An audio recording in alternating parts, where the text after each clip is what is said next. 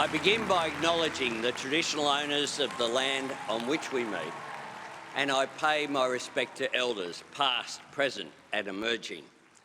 And I am so proud to lead a government committed to constitutional recognition of Aboriginal and Torres Strait Islander people through a voice.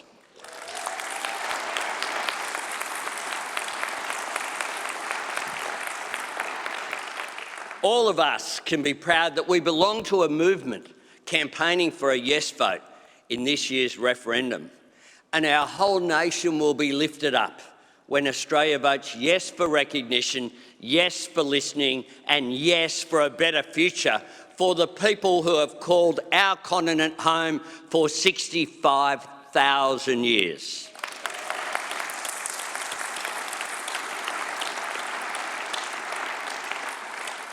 I do want to thank you, Anastasia, for your kind words of welcome in a typical Queensland fashion, and thank you for Queensland hosting, once again, our ALP National Conference.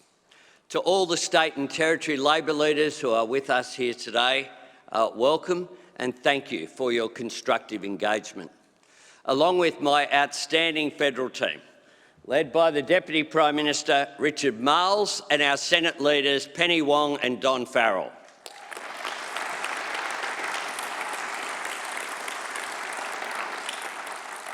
Thank you for your support, your friendship, your leadership and your counsel. Thank you for demonstrating each and every day the difference our party can make for the people we represent. To the mighty trade union movement of Australia,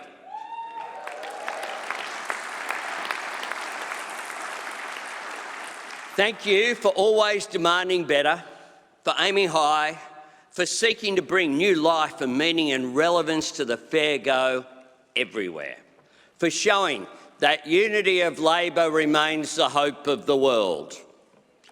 To our President Swanee, we've been friends for a long time. We were here yesterday talking about moving and seconding motions back in 1986.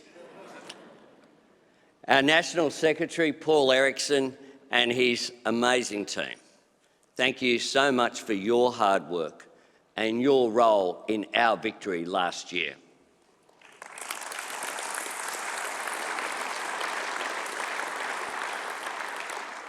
And to the true believers, here representing our extraordinary Labor rank and file, your dedication gives us all strength. My colleagues and I stand on your shoulders and we thank you.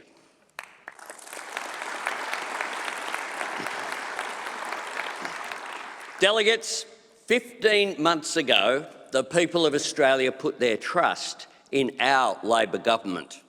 My team and I came to office with the clear understanding that we would face challenges beyond Australia's borders and outside of our nation's control.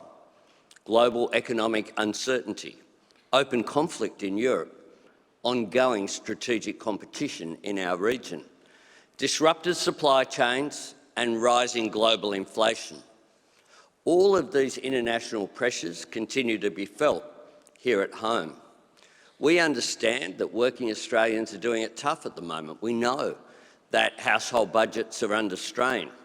And that's why we meet today, not in a spirit of celebration, but with a sense of shared determination, a common resolve to ensure that our Labor government continues to deliver for all those Australians who have put their faith in us. The motto of this conference speaks to the focus of our government, working for Australia, to help people under pressure here and now, working for Australia to build a stronger economy and a fairer society into the future, working for Australia to ensure we not only meet the challenges of this moment, we seize the opportunities of the decade ahead. I say to delegates, we are here to work for Australia, and on behalf of our Labor government, I say to every Australian, we are here to work for you.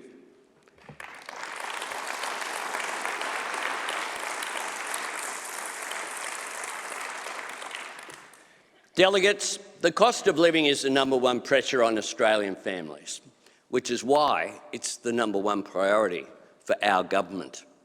We assist with the cost of living because of the value that we hold in our hearts. Labor wants to ensure that no one is left behind. It's what we do, it's part of our character. In January, we capped the price of medicines on the pharmaceutical benefit scheme at $30, the first reduction in the cost of medicines on the PBS since the Chifley government created it. In July, we made childcare cheaper for over 1 million families. And working with the states, we are delivering direct energy bill relief to 5 million households and 1 million small businesses. And today I say to Australians, there's more help on the way. In September, we will be cutting the cost of medicine in half for 6 million people.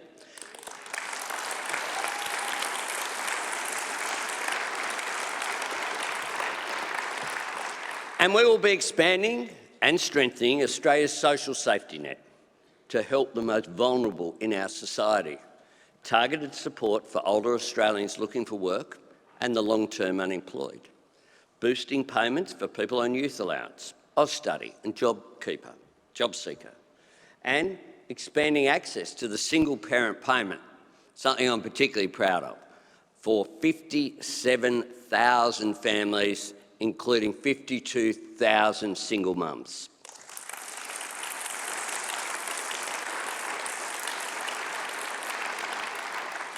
This is what we mean when we say no one held back and no one left behind. And starting in November, we will triple the bulk billing incentive for GPs right around Australia, helping 11 million Australians see a doctor for free.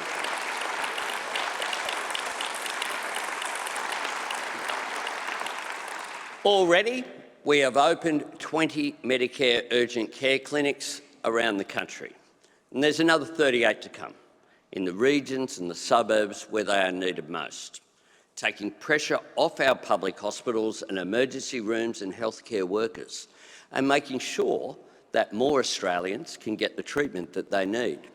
So whether you live in Rockingham or Randwick, Logan or Launceston, all you will need is your Medicare card. Delegates, our Labor government is delivering the biggest investment in Medicare since Bob Hawke and Bill Hayden created it.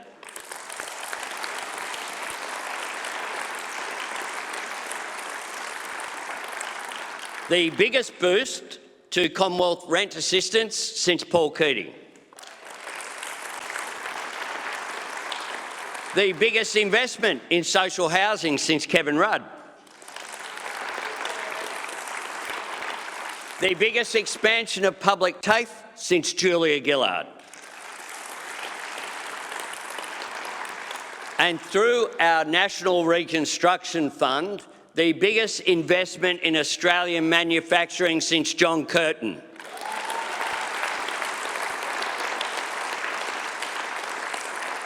We are making our society fairer and our economy stronger, even in tough times, and creating the most jobs in the first year of any government in Australian history.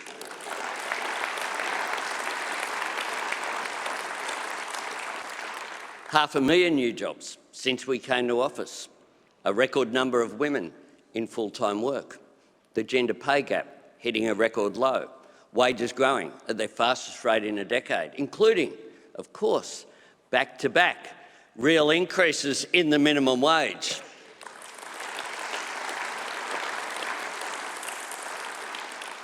Now, everyone here might remember a turning point in the election campaign when I was asked if I would support a decision of the Fair Work Commission to increase the minimum wage by $1 an hour.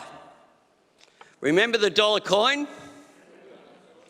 The Liberals said this $1 coin an hour being increased for the poorest workers in our society would wreck the economy. They said the sky would fall in. But when I was asked if I supported the pay rise for the lowest paid workers in Australia, the heroes who had seen us through the pandemic. What did I say? Absolutely.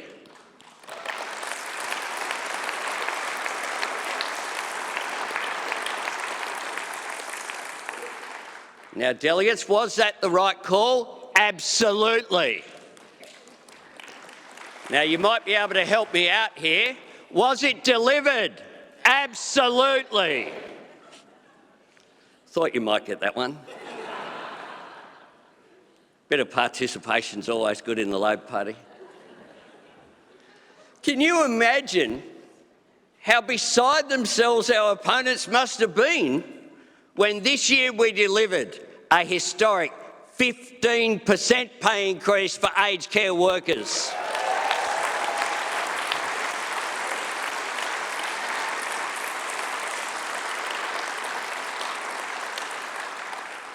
But we'll give it another try. You've had the practice run.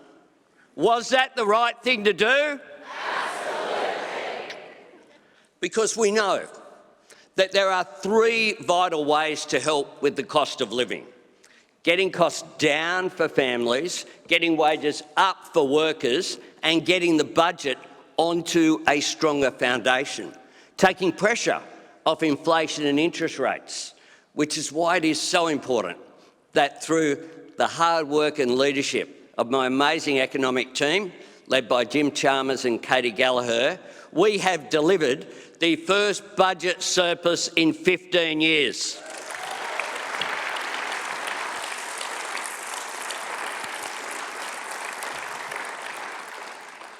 Delegates, like many of you, I've been to my share of Labor conferences. It's fair to say the people who do the hard work of putting together the draft platform don't always describe it as an uplifting experience. Someone said to me that this time around, the most rewarding aspect has been not putting things in the draft platform, it's taking things out.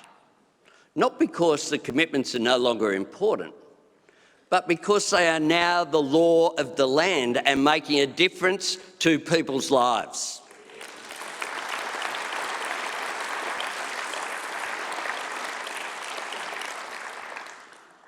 Just a few. Access to 10 days paid family and domestic violence leave.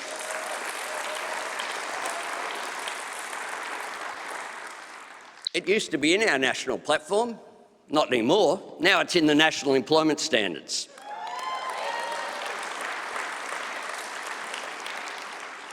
The commitment to establish a powerful, independent and transparent National Anti-Corruption Commission used to be in Chapter 6.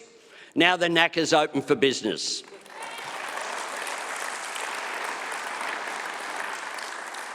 Six months paid parental leave was an aspiration in the platform. Within 3 years, it will be the right of working parents.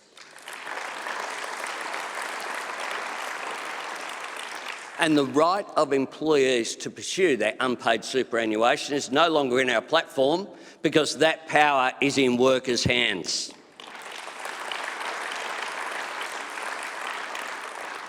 And delegates, before the end of the year, not long now, we can take another commitment off the page and see it change our nation for the better.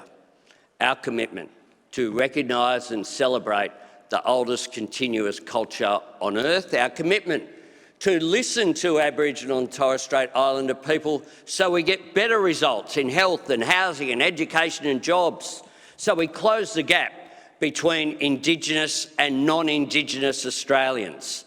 Our commitment to a voice enshrined in Australia's Constitution. Let's get this done together.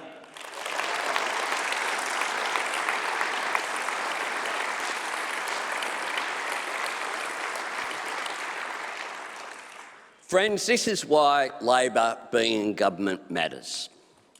It's why you, our rank and file, knock on doors and make phone calls and help our candidates at local, state and federal level.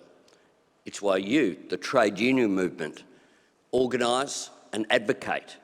It's why the debates of the next 3 days will be full of conviction, full of passion, full of ideas.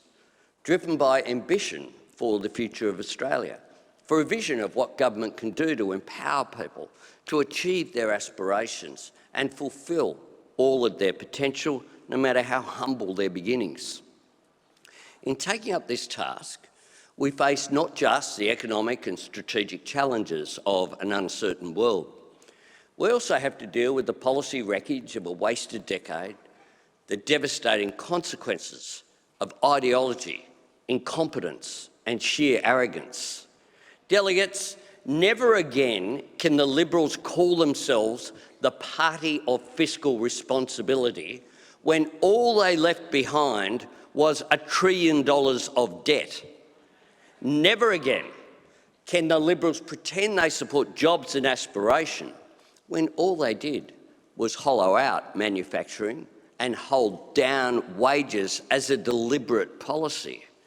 Never again can the party of robo-debt pretend that they care about battlers, because they will stand condemned forever for the illegal hounding of hundreds of thousands of the most vulnerable Australians. And Bill Shorten has ensured that the victims of robo-debt have been heard loud and clear.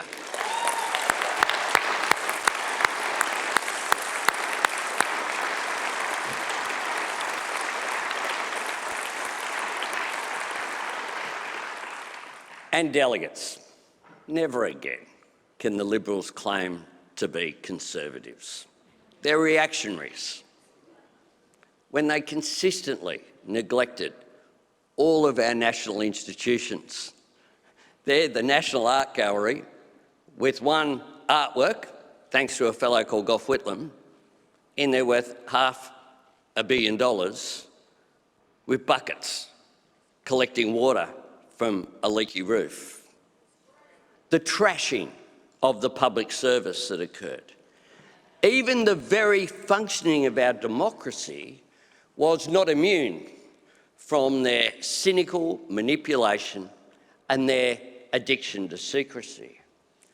On that last point, I was reminded of a joke I heard the other day. The Prime Minister, the Treasurer, the Health Minister, the Minister for Industry and the Minister for Home Affairs walk into a bar. And the bartender says, "Just the usual, Scott?"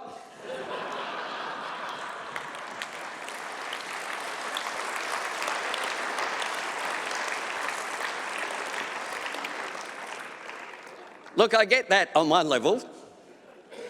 This behaviour by my predecessor was so out there, so bizarre, that it's beyond belief.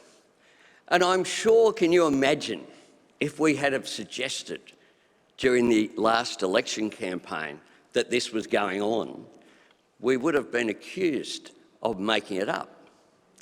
But at the heart of it is something very serious, because it says the way that the coalition see themselves in relation to our proper functioning of a democracy. This was an act of fundamental disrespect, a calculated, ongoing cover-up that undermined the very basis of democratic accountability, and that's why we have made sure by legislating that it can never happen again.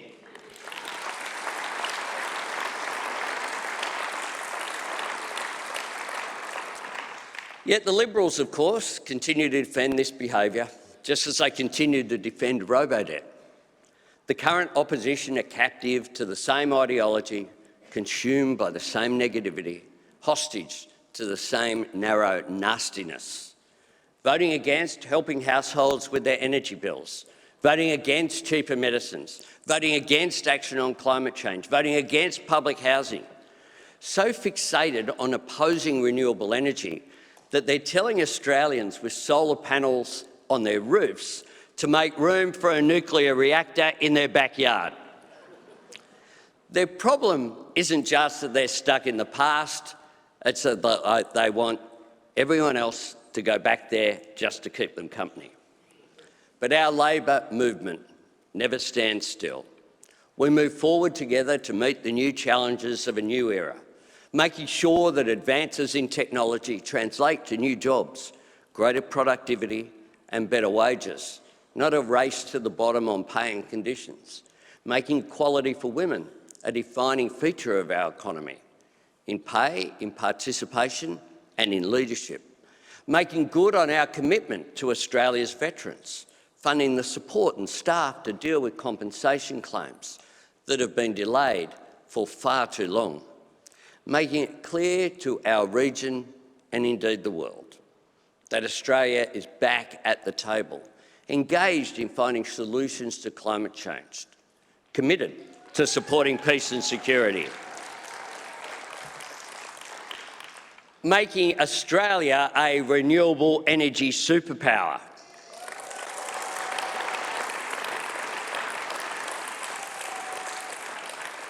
a new wave of growth and jobs in regional Australia, Gladstone, the Pilbara and the Hunter, powering new manufacturing and value-adding in Whyalla, the Latrobe Valley and Townsville, and cutting our emissions for future generations.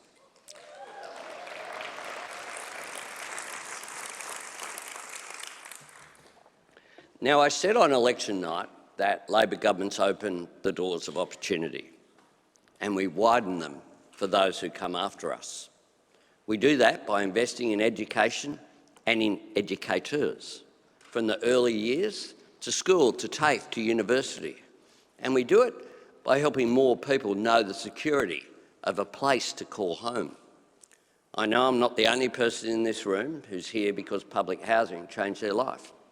A home is the foundation on which you build everything else. There is nothing that lets you reach higher than a solid floor under your feet, nothing like a roof over your head, to give you the sense that the sky is the limit.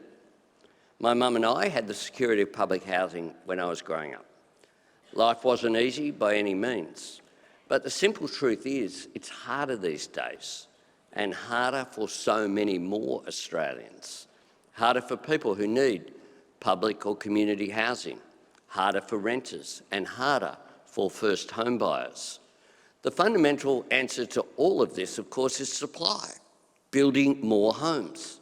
And that's precisely what we've been working on every day in government. More community housing, more build-to-rent accommodation, a $2 billion social housing accelerator for urgent construction and renovation, and our Housing Australia Future Fund, which will invest in tens of thousands of additional homes for essential workers, for veterans at risk of homelessness, and women and children fleeing family violence. Of course, the Coalition oppose all this because they have a prejudice against public housing and a pathological problem with ever saying the word yes. Their only housing policy of the Liberals, virtually their only policy in fact, is to push up prices by allowing people to raid their superannuation, stealing from tomorrow to make the problem worse today. And the Greens political party aren't interested in solving the problem at all. They just want the issue, the campaign, the social media content. They revel in the hypocrisy of voting against affordable housing in the parliament, protesting against it in their electorate, and then making memes calling for action. They want more signatures on their petitions and more followers for their accounts. We want more homes for more Australians.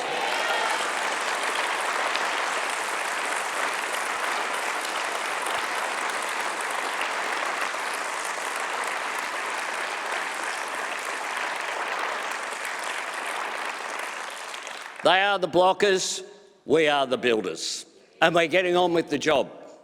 Yesterday at National Cabinet, we brought together every state and territory government to agree on the most significant set of reforms to housing policy in a generation, and I thank the leaders for their support in that reform.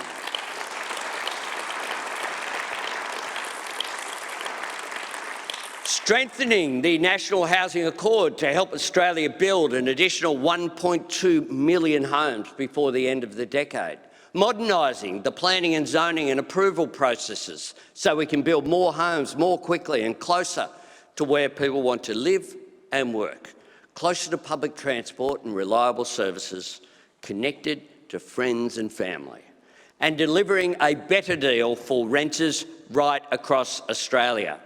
A fairer rental market with stronger rights for tenants and greater security in your lease, because where you rent is your home and it should feel like it. And while all this is about improving rights and rules and reform across Australia, it's also about the sense of pride and security and connection that a home provides to every Australian. And today I'm proud to announce to this conference that as a result of the agreement that we secured yesterday with every state and territory government, our Help to Buy plan will commence next year nationwide.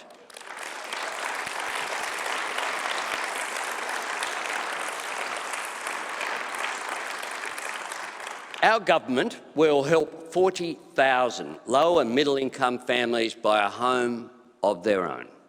So often these Australians have done all the right things. They've worked hard, they've saved up, they've made sacrifices, but a deposit for a home is still out of reach.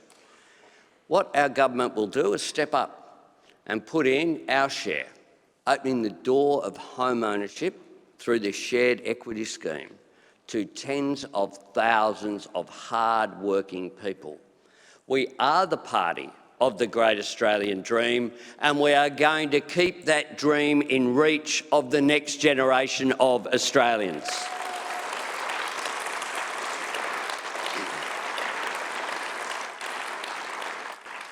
Delegates, from our first day in office, my colleagues and I have made it very clear that we're not here to just occupy the space. We are determined to make every day count, to make a difference. And just as importantly, we are in this for the long haul, the long term, to drive the economic and social reforms that change people's lives, the things that become embedded in our national identity. That's when all of us in the Labor movement are at our very best, when we build to last.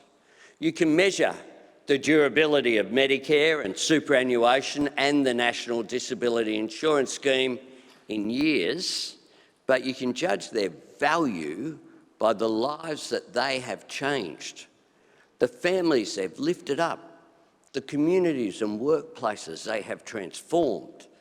And our great privilege as a Labor government is not just to renew what has gone before. Our responsibility is to plan and build for what's ahead. That's where the next 18 months are so important for Labor and for Australia. That's why it's vital we leave this conference with a plan for progress over the next decade and a platform for victory in 2025.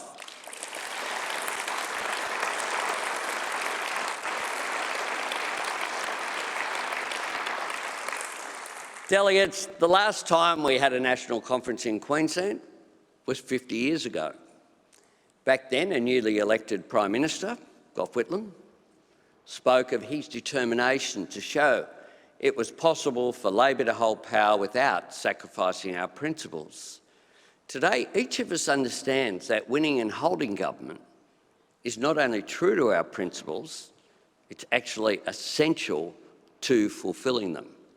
We know the world of difference between opposition and government.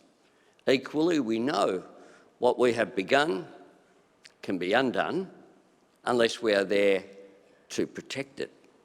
We've seen a first-class fibre NBN replaced with copper, ignoring the productivity benefits that come from overcoming the tyranny of distance. We've seen Australian manufacturing and breakthroughs in solar technology driven offshore. We've seen the NDIS pushed to the brink. That is what is at stake now. The difference between a moment of progress or a lifetime of opportunity. The difference between reversing the mistakes of the last decade or seizing success in the next. The difference between laying the foundation and finishing the build. The difference between everything we have done to turn around a decade of wages being kept deliberately low and everything we can do to build an economy where productivity and wages and living standards grow together.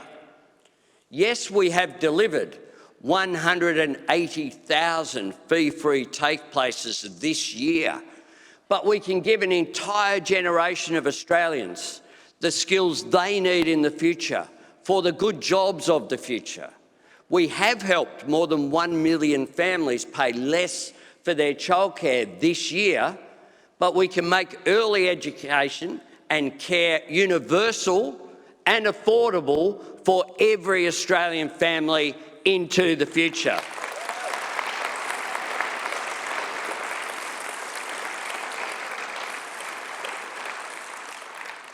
And after a decade of neglect, aged care homes now have a registered nurse on call 98% of the time.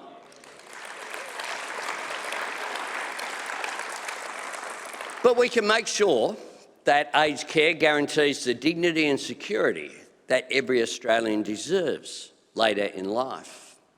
After a decade of cuts, we are making historic investments to strengthen Medicare, but we can make sure that every Australian can count on affordable, quality health care, no matter where they live, no matter what they earn.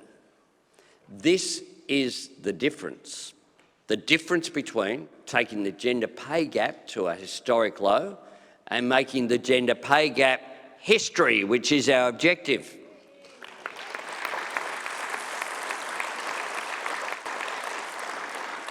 The difference between writing an emissions reduction target into law and seeing it achieved in new jobs and clean energy and a healthier environment. The difference between keeping the reef off the endangered list and keeping it safe and healthy for our children and for their children.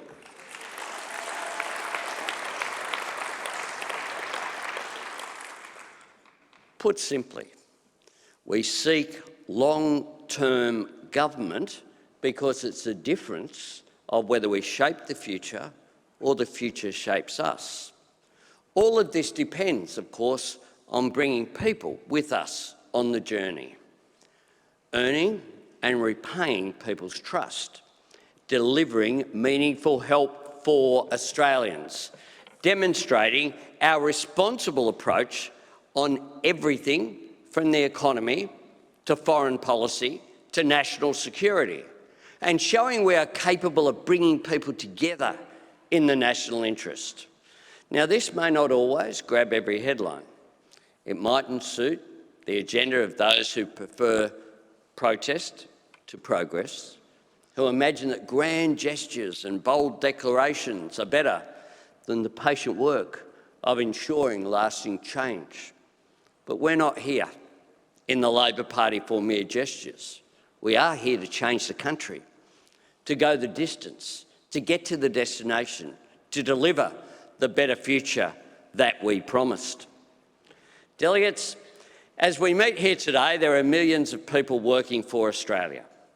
Educators and carers and healthcare workers looking after those that we love most in the world. Miners and farmers, builders and engineers driving our national prosperity. Small business owners and startups backing themselves and creating jobs. Our servicemen and women, our emergency personnel, the Australians who put themselves in danger in order to keep us safe. And shift workers stacking shelves and moving trolleys, people making deliveries, cleaning offices, doing their very best to support their families and give their children a better life. I say to all these Australians, people of every faith, every background, every tradition, the people working for our nation, it is our great privilege to work for you. My fellow Australians, this is the task my colleagues and I set for ourselves on our first day in government.